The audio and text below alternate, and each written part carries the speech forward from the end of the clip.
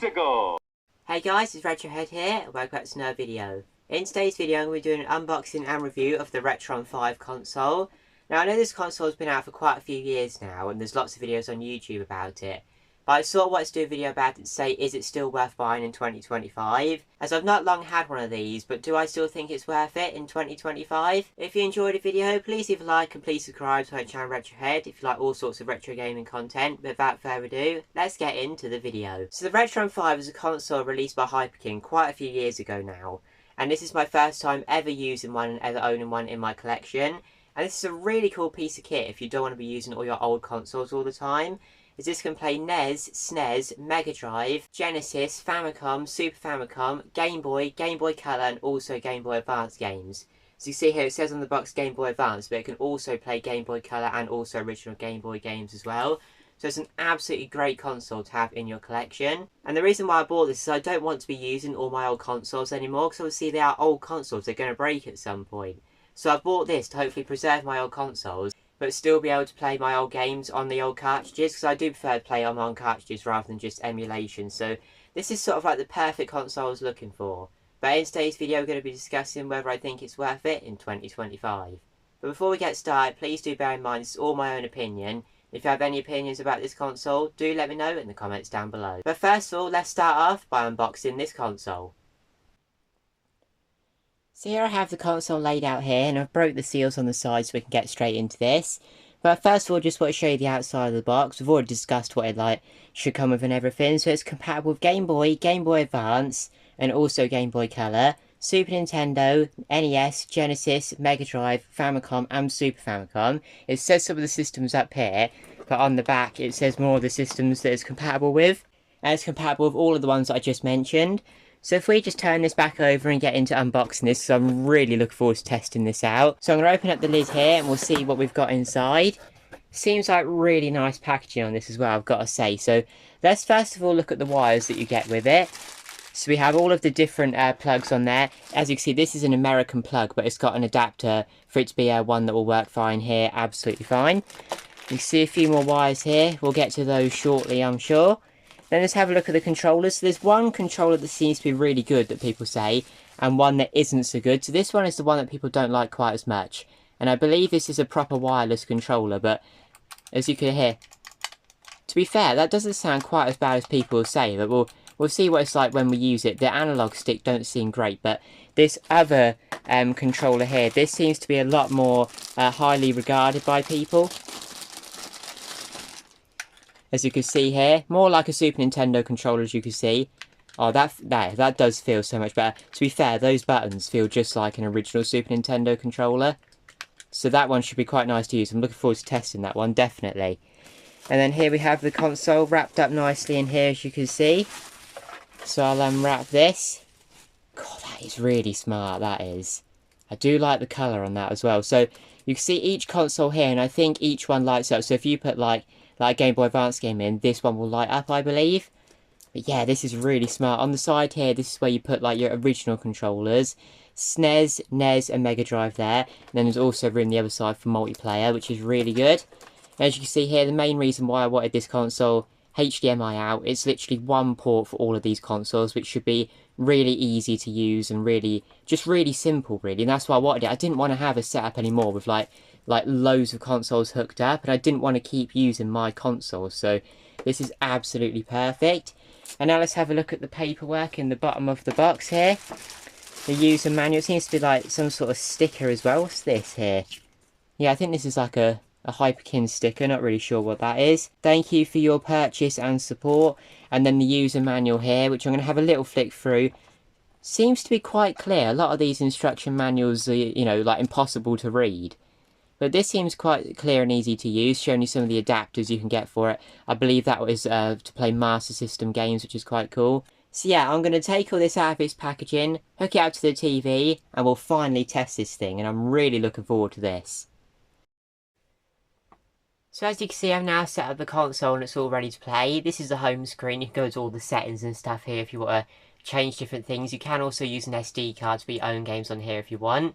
I'm not going to do any of that. I'm just going to test the console with all of the different ports it has in the top. Apart from Genesis, I don't actually have a Genesis game. But yeah, I'm going to start with the NES, and I'm going to play a game called A Boy and His Blob, which is a game I've had in the collection for quite a while now, but haven't got round to playing it. So I've put the cartridge in, and the good thing about this is it sometimes has to just quickly load up the game before you can start, but it literally takes about 5 seconds at most, so there's no problem there really. As you can see, A Boy and His Blob loaded fine at the top. So let's get straight into this and see how it plays. Good sound coming through this. See, I believe this blob just follows me around quite a lot. Yeah, look, there he is following me. Right, let's get through some of these. Oh, I can go down the subway. Oh, I can call him. If I press the B button, I can go like that. Right, let's carry on walking. Right, NES is working fine. As you can see, quite a good picture I've got coming through here. Seems quite good, so I'm happy with that.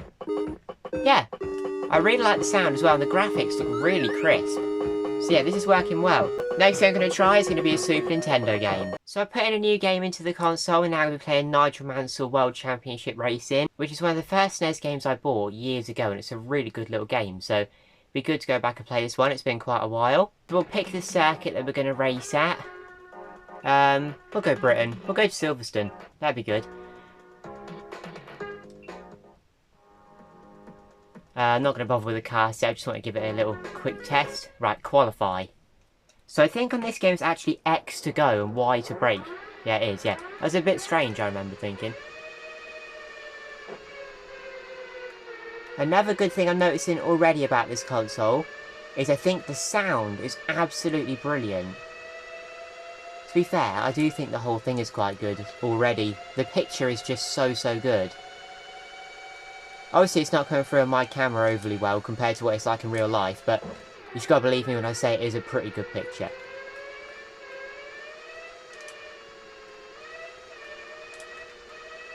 And this controller is really nice. I'm using the SNES one now. I did use the sort of NES looking one to start with, the wireless one. It was absolutely terrible, so I'm not going to be using that one again. I'll tell you what, one thing I've never noticed about this game is those little barriers on the right literally look like Pokeballs, which I've never actually noticed before. Yeah, this is working all well. I think I'm going to try a handheld one, so I'm probably going to try original Game Boy next. So let's exit this and see what we got. So the original Game Boy game I'm going to try is an absolute classic, and that is Super Mario Land. This is a game that I've absolutely loved playing for years now. So Super Mario Land in, as you can see, again, the loading time is so little, which is good. As you see, the GBA light is lit up, but it works fine with original Game Boy. Alright, we're straight in. Okay. I did give this a quick test before, so it's probably just come off from where I've left off.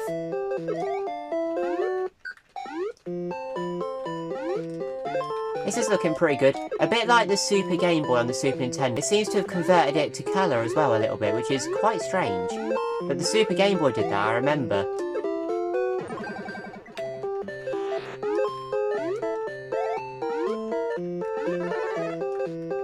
But yeah, this is looking good.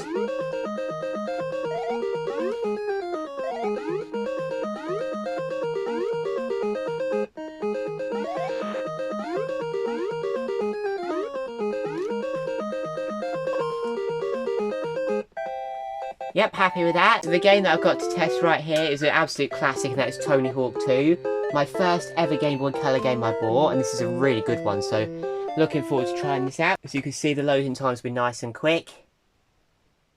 That is the longest one I've had, to be fair. But it is already at 100, so that's not too bad. And we'll get playing. This is a great game on the Game Boy Color as well. Fond memories as well, because it is the first one I ever bought. I will just go on to Free Skate just to give it a little test.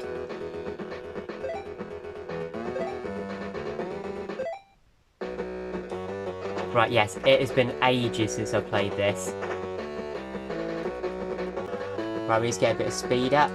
There we go. Oh, that was bad.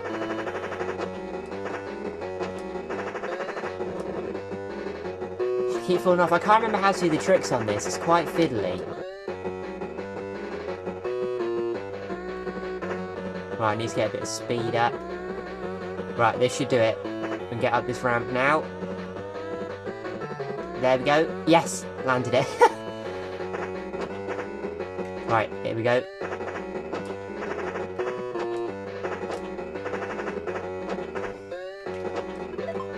Oh, that was bad.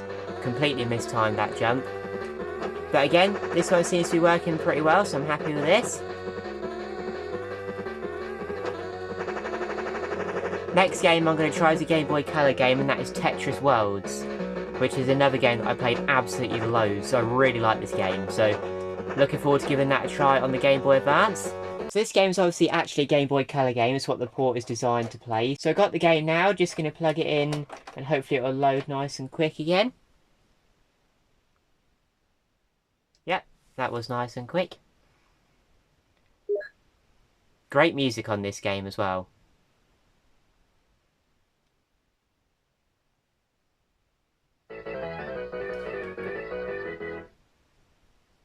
Right. I absolutely love Tetris. My favourite has always been the original Tetris, but to be fair, any version of Tetris you know is going to be a good game. I'm probably going to end up playing this for a lot longer than I actually show on camera as well, because if I start playing Tetris, I'll end up playing it for ages.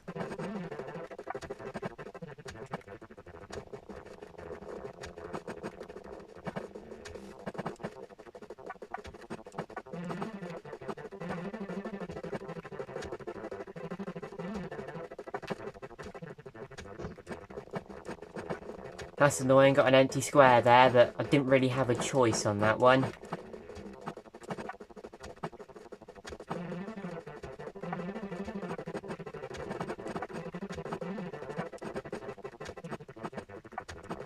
But yeah, they're right about this controller. This is a really good little controller. There's no input lag or nothing like that. It's actually really, really nice. So I'm definitely impressed with that controller. So next game I'm probably going to play will probably be... Let's play a Mega Drive game next. That would be good. And I've got the original Sonic the Hedgehog here, because it's the only Mega Drive game that I've actually got to hand at the moment. So as you can see, Sonic the Hedgehog is now loaded up. Sega! Again, that sound is so good.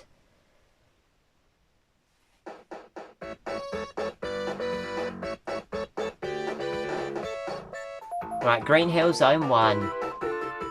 Been quite a while since I played the first Sonic as well, so it should be good. Oh, that was not a part of the plan. I'm just going to jump this one.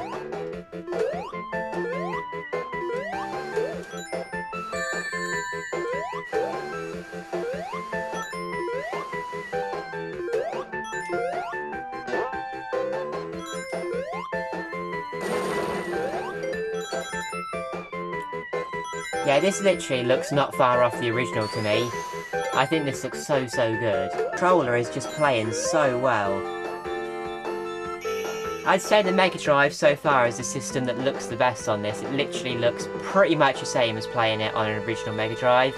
That's really impressive, actually. And the next game I'm going to play, I do have Space Invaders, so I'll play that one.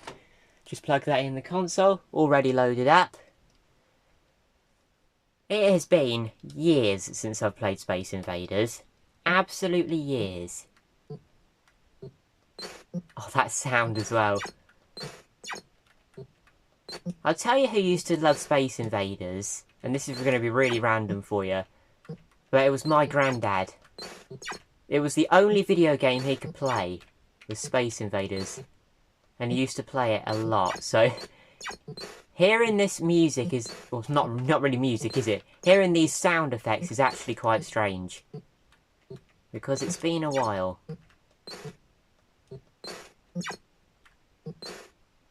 He would always take it really seriously as well. Like, try and pick off all the edge ones so they move slower. Oh, I couldn't get the boss one that time. That's a shame. Can I get some of these lower down ones as well, though? Because they are getting lower down. Oh, he got me. I think you get 3 lives, don't you? Something like that. Oh! Not going very well now. I reckon I'm on my last life. I can't actually remember. God, it happened quite quick at the end there. Obviously, they get lower and the bullets take less time to fall. But yeah, I'm going to have to actually play this for quite a while off camera, because it has been a long time since I've played this game.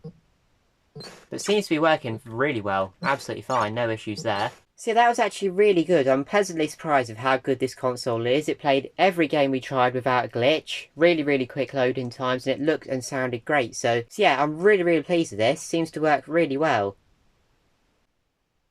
So as you can see, that was my experience with the RetroN 5, and I really, really enjoyed it. I didn't actually film myself using that wireless controller because I only used it for about 5 minutes. I really didn't like the wireless controller. But it was still really nice how it came with the SNES style controller, and that is a really good one. One of my favourite things about the console is that you still can use the original controllers. So I'm not really too worried about the controllers breaking, it's just obviously the consoles can have a lot of things go wrong with them. And for a lot of the consoles, the controllers are cheaper to buy as well if they do happen to break as well. But all in all, I would say the RetroN 5 is absolutely worth it in 2025. It is quite expensive, but I do think it's a good bit of kit for the money for the amount of consoles you can play with it. And it is good how you can buy extra add-ons as well if you want to play other consoles. Don't think I will particularly, but it is nice to have the option. Obviously, nothing will replace that CRT experience. I still have 2 CRTs in my collection and will continue to use them when I really fancy to go on an old console. But I will be using this for my primary console for playing retro games, just because it's so easy with that one port HDMI out. It's so easy to use, and a really, really great console to have in the collection. So I'm more than happy with this console, and I do think it's worth it in 2025. Thank you very much for watching this video. If you did enjoy, please leave a like, please subscribe to our channel RetroHead. As always, as I've already said in this video, let me know any opinions in the comments down below, and see you all in the next one. Bye!